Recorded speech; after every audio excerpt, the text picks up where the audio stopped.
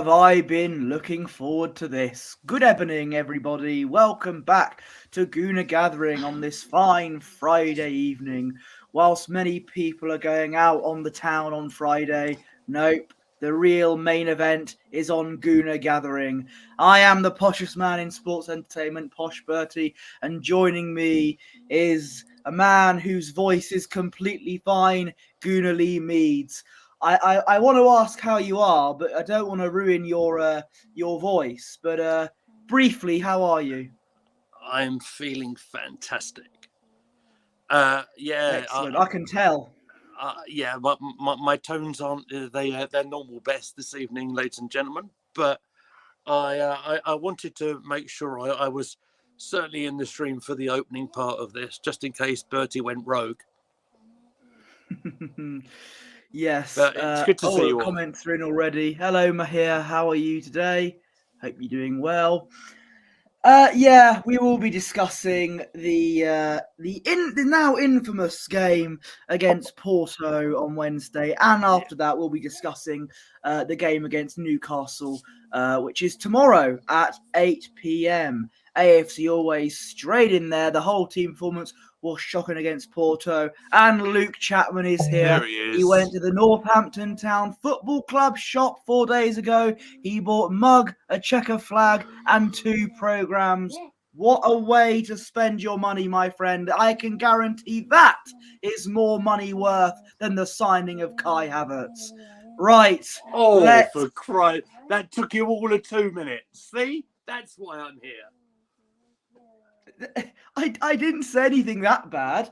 Well, anyway, talking of bad things, we're going to be talking about our performance against Porto in the Champions League. A lot of people were getting all excited, saying, "Oh, we're going to win and everything." Now, on paper, we could have done it. We could have got it over the line. But let's be honest, when you're in Portugal against, when you're around those areas, it's always going to be tough. Porto should have easily been 1-0 up in the first half. I don't know how. I can't remember which player it was. It might have been the manager's son. I can't remember. But it was, 2 shots off, missed. Yeah. 1, and then a rebound 1. They should have been 1-0 up in the first half. Yeah, that's about 20 minutes gone, wasn't it, mate? That's right. Yeah. That's right. You probably jumped in too far ahead, because I think what we should probably talk about... You wanted to discuss the team lineups? Yeah, absolutely, because we did go in unchanged from the Burnley game. And I can kind of understand it, because it was an impressive performance. But when you're playing Burnley away to playing Porto away is very, very different. And I think my starting formation, we kind of touched upon it on the preview a bit, whereas we're quite big fans of the double pivot situation, and Jorginho may be in that role next to Declan Rice. I think I probably would have gone for that. That's probably what I would have preferred. This is away in the Champions League. This isn't bottom half of Premier League. This isn't Burnley. This isn't West Ham. West Ham. Yeah, those teams. This is a different gravy, as some people say. Yeah, absolutely. So I'm just admiring the goal in the England Ladies International that's just happened, but I'll keep going. You haven't seen Xhaka's goal for Bayer Leverkusen a few minutes ago? Did Xhaka score as well? No, you know the, it, mate. The greatest Xhaka boom you will ever see. Was it a screamer? Yes. Great. Absolutely. Well, that's exactly what Arsenal social media needed tonight. I can tell you that much. It's a goal on debut as well, Clinton for England. Anyway, what I need to focus. I need to focus on one thing and die. So yeah, I personally would have gone Jorginho. That's not what Mikel did. He went for an unchanged lineup, and perhaps retrospectively, that might have been the wrong decision. If you look how Porto played as a general, before we get into too much, they were quite physical on us. I felt the game was very, very stop-start. But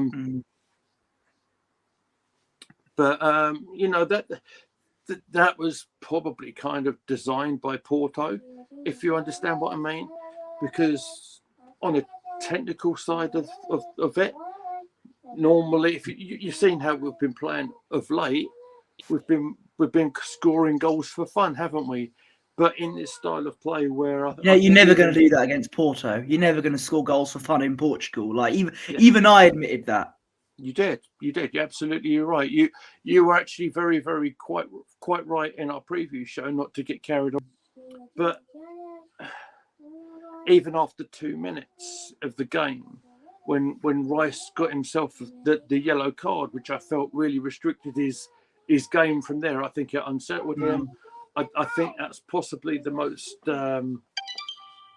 ineffective game perhaps that we've had from Rice for quite some time. I'll address. I'll be honest.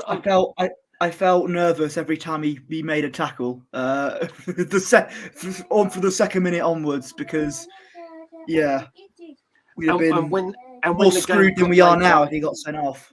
Yeah, absolutely. I said on Uncle Roger's group chat, the way it was going, I thought we were on a disciplinary tightrope, and especially when it got later. But we're sort of running ahead of ourselves. I'll address the comment AFC always. Why did Arteta play 29 as false 9 and Trossard on the left?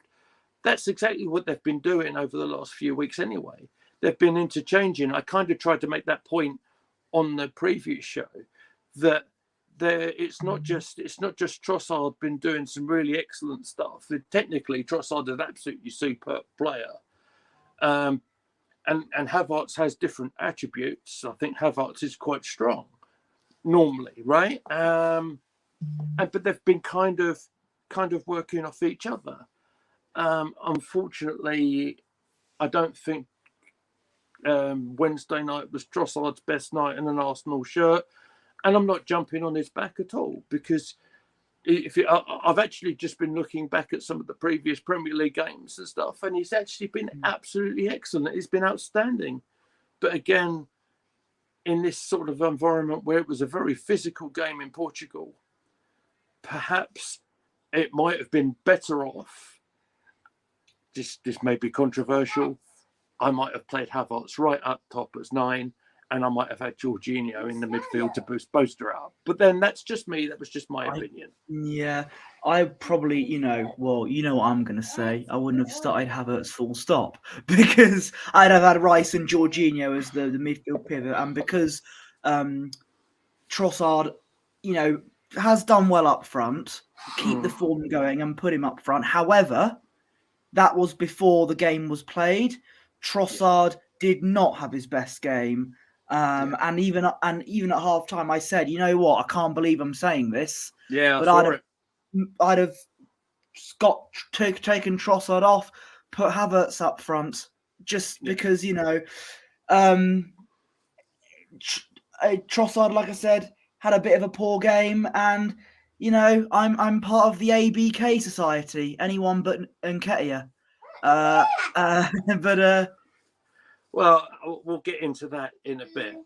But just for AFC always to say Arteta's European record has been poor, well, first objective was met, right?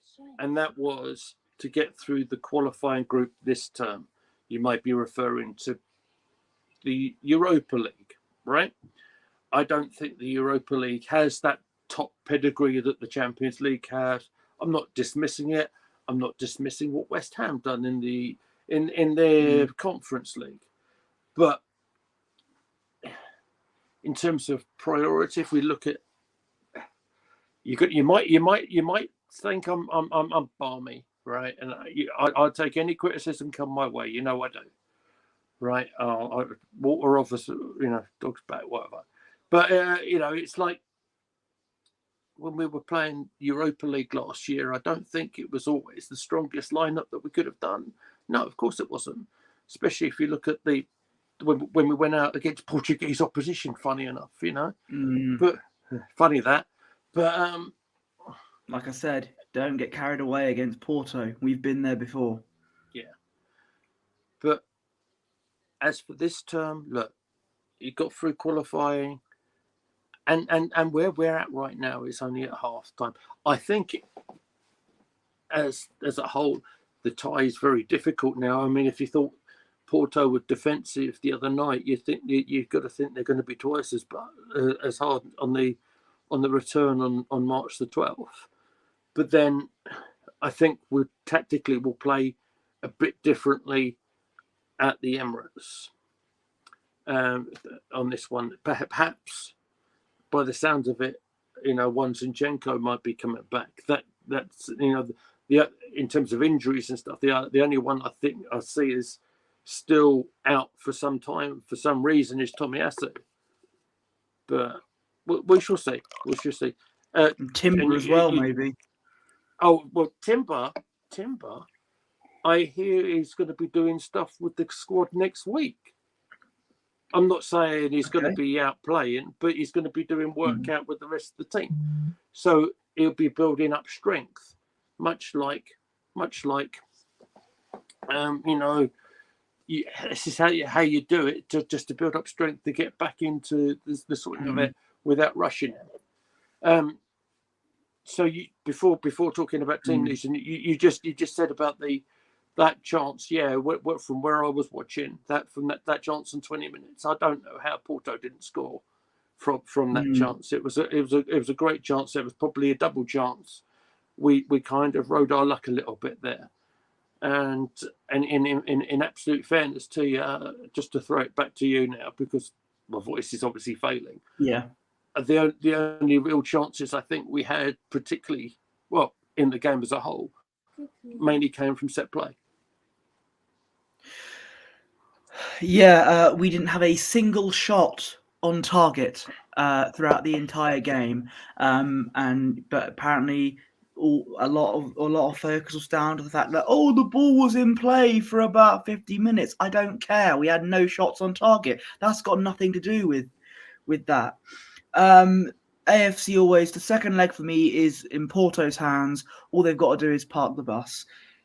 Let me ask a question to you, right? How many home knockout European games has Arteta won as Arsenal manager? How many home European knockout? Yeah, as in round of 16, Well, I've got since he got the Arsenal job. It's not going to be many.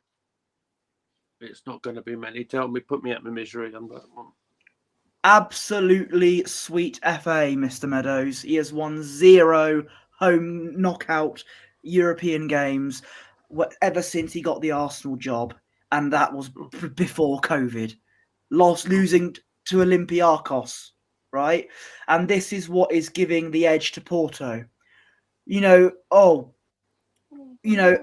Honestly, even though we didn't play well, and it was a terrible watch, the game. It wasn't a pretty watch at all.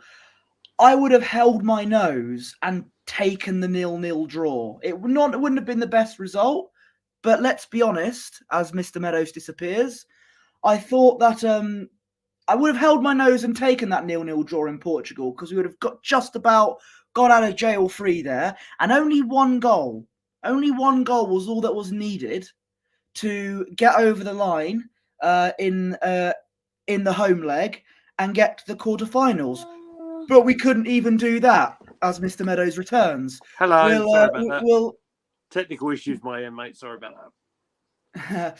We'll get to the goal very soon. But if we got that 0-0, wasn't the best result, but I would have held my nose and taken it. One goal. Hello, Josh. Good to see you. One goal was all that was needed to go through, but we couldn't even do that. And now it's 2 goals. Do you really think Porto are going to be so defensive? They're not going to want to. They've got more European pedigree than us in these Champions League games. Do you really think?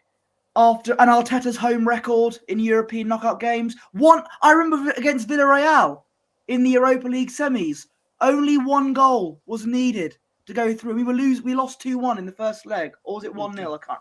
Might have been 2-1. 1 goal was all that was needed. We drew 0-0.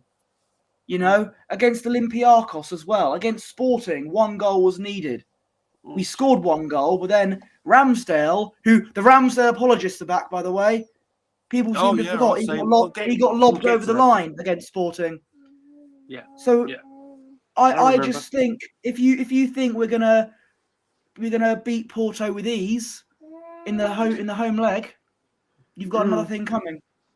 But I'm not gonna like make any assumptions or saying it's over just yet because we've not played the home leg. But No. it's unlikely at the moment. The probability is unlikely. I would say I expect Arsenal to play an awful lot differently. I expect us to zip the ball around a little bit better. I don't expect the pitch to be as heavy as it was the other night. And Porto absolutely within their rights to do that because that's their home ground. Same for both sides, of course. If it suits their playing style, yeah, I totally get that.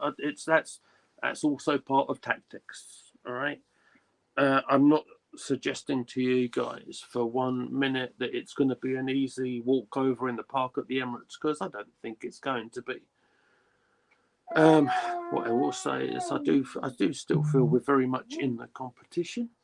The fact it is only 1-0, and you're right, Bertie, you're right. For us to win the tie outright, of course, we do need 2 goals. You're absolutely right. To clarify with the rulings and stuff, away goals do not count anymore. That's very much an outdated rule. So, if we get 1 goal whenever it will be, whether it be the first minute or the 90th minute, right? That's the minimal requirement to get through, and then see where we go from there. But yeah, look, I do feel we've got it in us to score goals. We've seen it. It's funny. We kind of forget we have one bad performance, and it happens to be a high-profile game in the the UEFA Champions League, right? And all of a sudden, everything's coming out again. It's all Arteta out. It's no the nonsense. It's all this, that, and the other, and Arteta out, and crying out loud. Well, he disappears again. Well, it's the thought of getting knocked out in a cup competition early doors again. Carabao Cup, 4th round. FA Cup, 3rd round. Champions League, obviously, we were never going to win the whole thing, obviously, but at least go on a decent run. We've not been past the round of 16 in the Champions League since 2010. I was in year 4 when the last time we got to the quarterfinals of the Champions League, right? It really was just, I don't know. It's the thought of getting knocked out of cup competition early doors yet again. And that's another early exit with Arteta as manager. That's the issue. And it's not good. It's not good. I think Lee Meadows is having some technical issues, so I'll start by talking about. Oh, hang on. Ooh, drum roll. Ooh, is he back? I'm seeing a white screen. He's back. Back on the other device. I gave up on my phone. It feels like the phone saying stop talking, Lee. I was about to talk about the dagger that happened Right. In the last 30 seconds of the game. 4 minutes of added time. Much less added time than what we've seen in the Premier League. Let's be honest. I thought, okay, look, 0-0. We didn't play that well. Like I said, take it and run. Let's do better in the home leg. It does give us somewhat of an advantage, but, couldn't even do that properly. I don't think it was all to do with Raya. I think we should have really booted it out the way, but it was given straight to the Porto player, and lovely effort. I don't think Raya could have done anything about that goal, but yeah, because it's not Ramsdale, Raya gets all the criticism.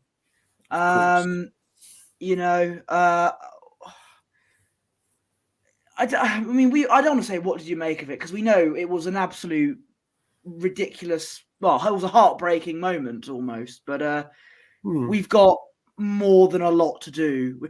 Do you think we pretty much have to keep a clean sheet in the home leg if we want any chance of going through? Because if they score, even if they make it 1-1 at home, we've still got to score 2 more goals after that. We've got to keep a clean sheet at home, haven't we? Absolutely right, mate. Yeah, absolutely. That's the bare minimum, isn't it? You know, that's the only way you can get through in these big ties. I do have a thought on the goal, in that I could see it happening. I could see it happening, because the most Arsenal thing to ever happen. We were getting trapped in our own half. Martinelli's had a bit of criticism I've seen over social media, because he didn't clear the ball properly. All right, he's more at fault for that goal than Raya. What I saw was actually Martinelli trying to track back and trying to help his defenders more in a left back position than anyone else was. I'll just break away. Beth Meach just scored a worldie goal, so that's good to see. So yeah, Martinelli tracked back, probably the rare occasion that he did for the whole game, and it's when he needed to, because they were getting on top of us. But the clearance was straight to a Porto player, unfortunately. My criticism does not go to Raya at all, because what do you want him to do? Stay on his line? Because the player was going to run it into him, and if he hadn't gone, so if he goes a little bit further forward, it makes himself a bit bigger, right? And it makes himself a difficult target. What I can't complain about is the actual strike itself, because it absolutely hit the top corner. It was you could have had, hello Russ, welcome him. We could have had Raya, and we could have had Ramsdale in goal, and there'll be no stopping that. Yeah. So I want to make sure we're going to give a bit of credit, not too much, but enough credit to say Porto, obviously they had their game plan, and their game plan was to stop Arsenal from playing by making it very stop-start. And when it came to the last few minutes, when they actually played some football, got the ball down, they showed a brilliant bit of skill to get that ball into our net in injury time. Fair play to you. It is 1-0 at half-time. Let's see how we get on March the 12th for the Emirates. Yeah, March the 12th. You got to mark the calendars, because it's going to be an interesting one. The ref didn't let anything go. Well, that's got nothing to do with the fact that we had one shot on target. Not even one shot, no shots on target the whole game, in my opinion. Okay, the ball was out of play for a shorter amount of time than what we've seen, but it doesn't excuse the fact that, like I said, we didn't have a single shot on target. It was poor from us. Now, I know it was always going to be tough against, in Portugal, but I at least put up more of a fight. Really, let's make it look like we are the resilient new look Arsenal team that never gives up and fights for their life and all that. Fights for their right to party or whatever, but we didn't. No shots on target. I mean, there were a few efforts, weren't there? There were a few efforts, but not on target. There were a few efforts, many to Porto. No. What I mean is, and I tried to bring that up earlier on. One of our main weapons, even if we're not playing well, set plays have been pretty good, and even in this game, there were a few. I know early doors, Saliba had an effort. I think Gabriel had an effort as well. But you're quite right in saying that, the goalkeeper wasn't tested to any sort of extent. But like I say, plenty of opportunity for us to rectify it. I want to ask you a question, okay? Can I also say, before you ask me that question, the Porto keeper during an interview said, "Oh, Arsenal have got weak points, and we're going to expose that, etc." And how do we respond to that? By not testing him in the slightest. So you've just proven his point. So yeah, that probably will come back to bite him in the second leg, I would have thought. But then let's see what happens. But based on all I can think of is that Villarreal game where we needed one goal to get to the Europa League final, and we couldn't do that. We just drew 0-0. That's just all I'm thinking of. Like, I don't know. Well, anyway, I'll ask me the question. Even that is a few years ago now, Bertie. So let's just see how we go. The question I want to ask is, so a lot of people are going at Mikel for only making the one substitution, right? He brought Jorginho on, and that would have been for Trossard, wasn't it? That's right.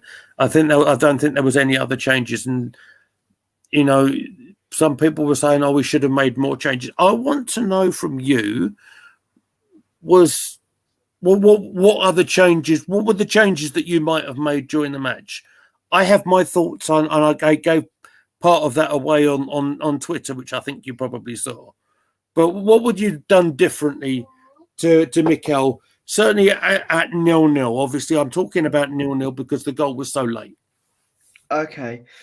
First of all, let me address the comment. I think if it was Ramsdale in goal, he would have taken that shot. I mean, Ramsdale. Look, I'm not gonna defecate all over Ramsdale because he is a very good goalkeeper. But whether it was Ramsdale or Raya in goal, when that shot happened in the 93rd minute, it wouldn't have made a difference. No keeper would have saved that. And there's no, in my opinion, there's not much of a difference between Ramsdale and Raya. Other than Raya's distribution is a bit more accurate. We've both said that consistently on this channel. Ramsdale's a better saver than David Raya. That's the difference I see between them. I think Raya's quite good at. I think Raya's better at claiming crosses, frankly, and his distribution is excellent as you made the point the other day, Bertie. Yeah. So the change that I would have made, obviously, I would have substituted. Because Trossard had a quiet game, I probably would have substituted him for Jorginho and put Havertz up front, even though that change happened and we lost. But I don't think that wasn't to do with the change, though. Even though I said on Twitter, you can blame me if we lose, and I made that change. So yeah, it's actually my fault, not anyone else's. The bench is not. It's not the strongest bench, really. You can't put Cedric on, can't you? I probably would have maybe put Smith Rowe on. Maybe for Havertz and just switch, I don't know, Martinelli up front or something. Just, I don't know. Yeah, I thought you might say that. Yeah. Smith Rowe, maybe Nelson, but then we've not got a strong bench. But someone like ESR or Reece Nelson, just for could have done something. Yeah, it would have been nice to see ESR get the confidence he needs. But yeah, I had a thought on that, and I think the reason why he didn't bring ESR on was because the game was very physical. And bear in mind, ESR's only played that last 6 minutes in the Burnley game, and we're talking upper levels here in terms of Champions League. So that's because it was quite a physical game, in my opinion. That's probably why he didn't want to risk him, just in case he did get another bad one. Basically, you wanted half the team changed.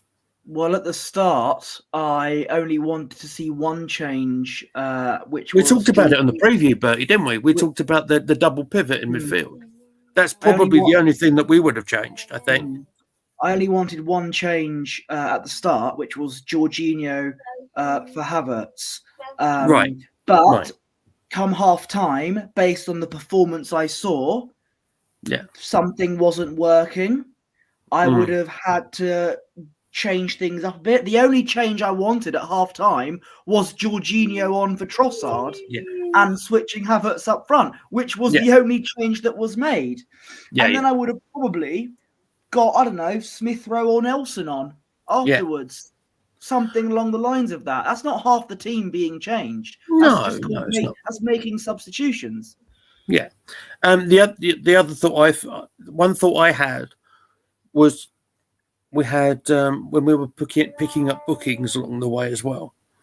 Havertz picked up a booking, and there was one occasion where Porto were attacking, and he kind of pulled out of doing the tackle, and you could understand why, because he was already on the yellow, and he didn't want to put us down to 10 men and everything like that. Hello, Mile High Hotspur. It's nice to see you with us again. I watched your vlogs, the match day vlogs against Wolves the other day. It was a good watch. Check them out. I know they're the other side of North London and everything, but they're good guys over there on my high. It was a good stream. It was a really good stream. So my thoughts were, and I said on Twitter, perhaps because I think Havertz was getting a little tentative on the yellow card. Of course, we had Rice already on the yellow card early. I might have put Nketiah, and I said jokingly Starboy Nketiah. What I meant was, right, and that's my gimmick. You guys know that, right? I thought you were joking. I wasn't joking, because I would have. That's why I looked at it and thought, "Oh, here he goes again." But no, I wasn't joking. Wow. Because okay. I would have had Eddie as the number 9, outright number 9. Then he wouldn't have been on the bookie, and that would probably we would have had Rice and Jorginho in the midfield. And the worry I also had a worry on Kivior. But then and you said I wouldn't bring Cedric on. I might have done. And it was only because there wasn't an awful lot of other experience on the bench that I could. The only other thing I thought about, there's no left back option. The left back option, yeah, exactly. Obviously, it's good news that by the looks of it, and potentially, I don't know if it's going to be as early as tomorrow's game, but by the sound of it, it sounds like Partey, Zinchenko, Jesus are nearly there. So and so if they're available for either tomorrow or near, let's say they're on the team sheet for, on the squad list for the second leg. At least it gives us a few more options. I mean, how silly is this? I thought maybe we need to change at left back, because I thought Kivior looked a little bit nervous right at the end of it, and I kind of thought, well, the only other left-footed option we might possibly have is Nelson. Because I didn't really want to chuck a young kid out. That throw Saka in at left back again, like the olden days. Oh, that can you imagine if Arteta did that? God, can you imagine if he'd done that? And the outcry would have been ridiculous. It's already bad enough. Mikel Southgate. Ross Morgan says, for me, it was a lack of players with Champions League experience. Partey, Zinchenko and Jesus were unavailable. Havertz was the only player who has played at that level. And Havertz right, is no stranger to having a good game in Portugal. Let's not forget, at Porto's ground. But and no difference in making a tie, and difference in the tie in the Champions League. So it's all about the long-term storyline, right? It's all about the long-term storytelling. It'll come good on March the 12th, the day after me and Anna's anniversary, by the way. Oh, well, that'll be a good anniversary present. Thank you. That'll be lovely. Flights booked, hotel booked, tickets to the game. I'll be in London for the North London Derby this April. That is going to be I think it's to be nerve-wracking. I think is the word you're looking for. It'll be a slobber knocker, that's for sure. Be a good one. Lots on the line for that. Hopefully, by the time we get to April, we're still well in terms of Arsenal, we're still well in terms of getting into the fight of the top prize. It could be make or break for our title challenge versus make or break for potential top 4 challenge for Tottenham. Great point. Could be a situation, but I don't know. We'll have to. That's not until April anyway, But we've got tough games in April, so we'll have to wait until there. As I always say to you, I take one game at a time. I'm looking at a very, very tricky game tomorrow night. This time tomorrow will be. We'll talk about that now. Let's divert from Porto because we've spent about half an hour on that sounds like a good idea. So yes, what mention Xhaka's goal just briefly. It was an absolute screamer. He's going to win a league before Arsenal. Yeah, well, let's not say these things too quietly because a certain striker for Bayern Munich has still got a bit of a trophy curse. And I don't want to say anything too quietly when Mile High Hotspur's in the chat. No, of course. I'm looking forward to seeing Granit Screamer, by the way. I'll tell you what, if someone could do me the honour of just chucking it on the Gooner Gathering DMs, that would be marvellous. I would like to see it. Cheers. So what are your thoughts on Newcastle tomorrow, mate? So it will be tougher. Again, I always say this because I'm so cautious when it comes to Arsenal, but it's tougher than you think. Yes, I know that Newcastle are not in exactly a good run of form at the moment, but they're always up for a fight against us, especially at St James's Park in the reverse fixture. We've got the home advantage. They're going to want to be fired up. I think it'll be tougher than people think.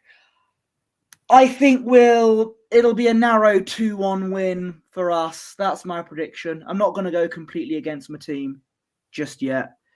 AFC always says Eddie Howe will play 5 at the back. Yeah, I can see that. I think they'll probably be more defensive than they usually are against us. But that's what we expect of Newcastle, though, isn't it? Let's go back to when we did the previous chat along. I think it was the previous chat along when we done that, and we had all the ball and we just couldn't get an effort on goal. It'll be all about. And by the way, apologies. I know my voice is getting worse as the stream goes on. It's all about maybe an early opportunity might be what we're looking for, and then we'll see how players like Isak. I'm worried about because he can have one chance and can hit the ball in the back of the net. That's what having a clinical striker does. Yeah, it does. Absolutely right. I mean, thank goodness we've got Nketiah ready to come in. Newcastle's form is a little bit better than you might actually think. Yeah, I just wanted to double check it because I know they had a bit of a rotten run and they had a lot of injuries. But so sort of over the last 6, where they lost to Manchester City, they've got wins against Fulham, Villa, and Forest, and a couple of draws. A 4-4 against Luton, and last week they got a 2-2 against Bournemouth. Thank you very much, Posh. I've just got the WhatsApp message. Cheers. So, I think I've got something from Russ as well. Cheers, Russ. I think Newcastle were the first team to end Aston Villa's unbeaten streak at home at Villa Park. Absolutely, they were. Yeah, you're right. And they needed a late goal. Actually, this was a hell of a story as well. When they played Eddie Howe's old club, Bournemouth last week, Matt Ritchie, I think, had only been on the field a couple of minutes as substitute, scored his first goal in about 2 years or something to equalise. So, yeah, it's going to be a difficult game. But, as you know, I'm always the positive one on the channel, and I do feel that we are going to have enough. I do think we're going to make some changes as well, I don't think for a minute that we'll put an unchanged 11 again, especially on the back of the performance on Wednesday. Perhaps after another few days training, maybe ESR gets a run out. We'll see where we are in terms of the other players. I mean, I know talked about in the press conference, Partey and Jesus might be coming back, but let's just see. You need to rest your voice. You need to rest your voice. What I'm going to do, Bertie, as you can hear, my voice is failing me. Oh, what Yeah. I'll do, I'll say goodbye to everybody now. I'll leave All the right. rest of the stream in your hands. Cheers, everyone, for watching us. And make sure you press all the buttons before you leave us. Bertie, it's all yours. I'll see you Thank later. you. All right. All right.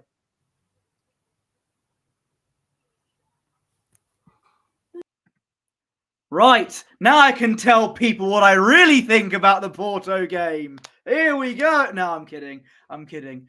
Look, we'll talk about the Newcastle game, right? If Jesus is available, will they put him back in the starting 11? I don't. Tross had a stinker against Porto, but he's done well in the Premier League. Would you stick him up front? I think you'd probably end up having that. I think Jesus will probably be on the bench, but he'll come on maybe as early as the second half. I can't see Tomiyasu making an appearance. I don't know what's going on with Tomiyasu. I think he seems to not be there, not even on the bench. So I don't know what's going on with him. Partey, will he be back in time for the Newcastle game on the bench? Probably not. That we might have to wait until next week for that. So when it comes to making Tommy still injured, I think I don't know what's going on with him, because he wasn't on the bench when he was available against Burnley or against Porto, and what do you call it? I don't think he'll be available against Newcastle. I really hope Arteta's not doing another let's bench Gabriel situation, and they're doing it with Tommy, because Tommy's an excellent player, more of a liability than some people may think. But I've always said consistently all season, more reassuring at left back than I think Zinchenko is. But yeah. We need to sell about 7 players in the summer. I think, at the top of my head, Elneny, Cedric, Fabio Vieira, they're at the top of my head. But some players that some people want to sell, I'd keep. Tomiyasu and Partey are two of them. You just got to, like I always say, got to change your training methods when it comes to Partey, because I just don't. We can talk about what I think about Partey, and that's for another video. I haven't got time. Basically, the game against Newcastle, we tougher than people think. Newcastle, the first team in a long time to win at Villa Park, which is actually a very, very big thing to do nowadays. So I think they're going to really be fired up for this.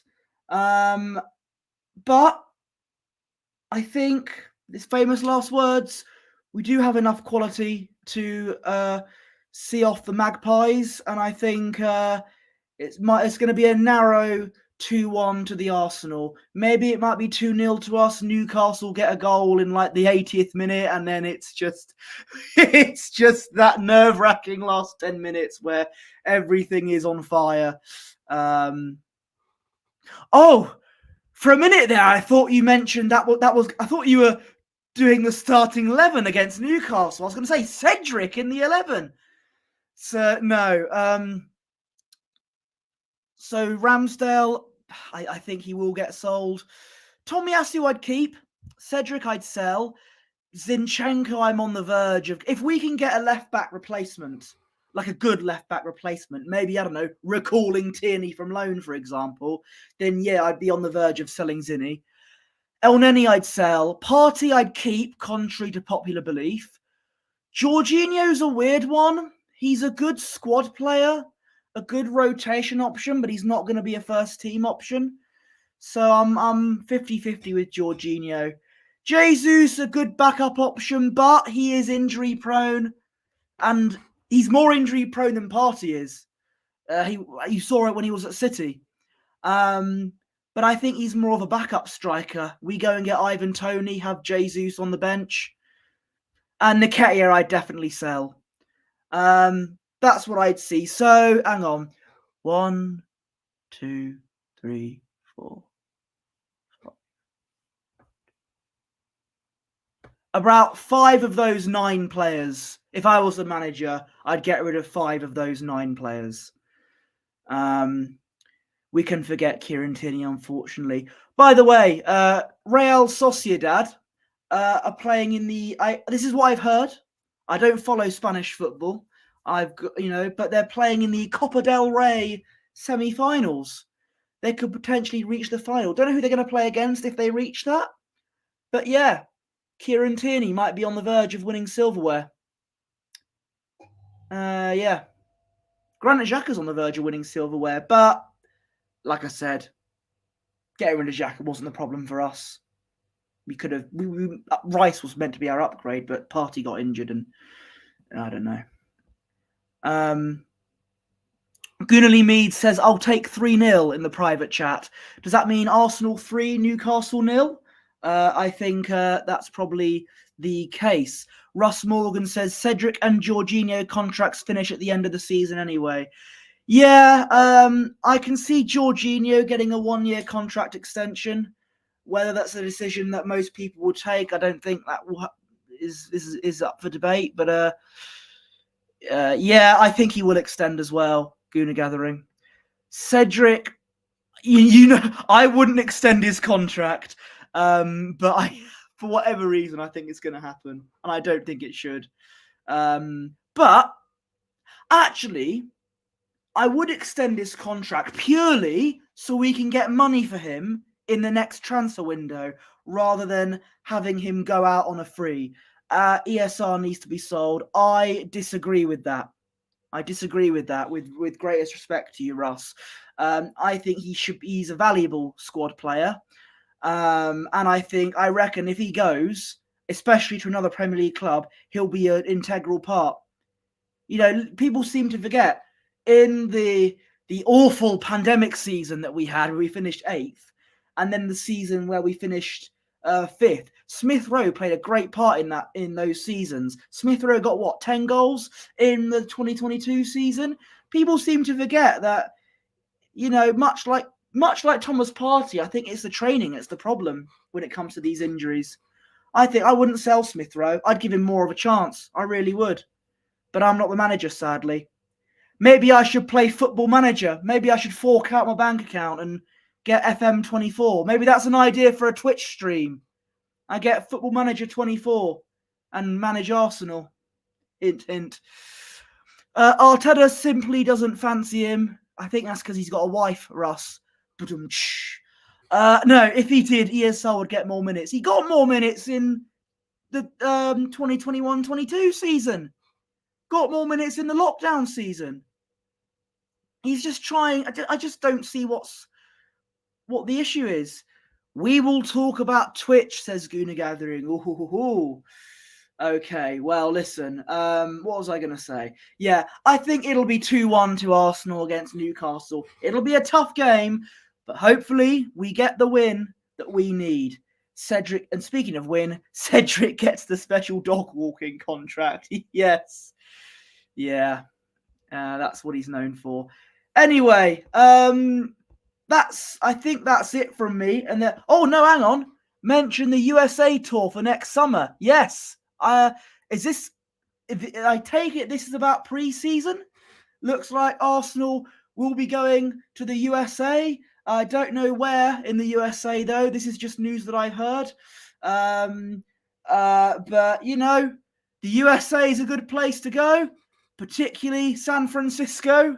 We're playing against Man United, so just like last season, then hopefully we'll get a better result, but then again, it is a friendly. So yeah, and who knows? Arsenal will be going to the USA this summer. I might be going back to the USA this summer, but that's best case scenario to San Francisco. Anyway, yeah, pre-season tour, I take it. USA, standard stuff, really. Don't know where in the States they're going, but I'm sure Gooner Gathering can research that for me. But that being said, that's it. That's enough of me waffling. You can, unless there's anything else you want to talk about, you can follow me on Twitter at PoshBertie, or X, I beg your pardon. My Instagram is at Bertie Wanless. I also run Gooner Gatherings Instagram account, where I advertise our lovely videos. And you can follow our founding father, Gooner Lee Meads, on Twitter at Gooner Lee Meads. He runs Gooner Gatherings Twitter account. Yeah, you can also find us on the TikTok, LA and Philly. LA, Los Angeles, and Philadelphia. We're going to get silly up in Philly in the United States of America. Thank you to you too, Russ. Good to have you here. And also, if you're a wrestling fan, enjoy Elimination Chamber tomorrow. The people in the US get to find out how we feel when they have to watch a show at 4 a.m. So yeah, there we go. Enjoy, guys. Good to see you. And until next time, love you, bye. A winner is you. Take care.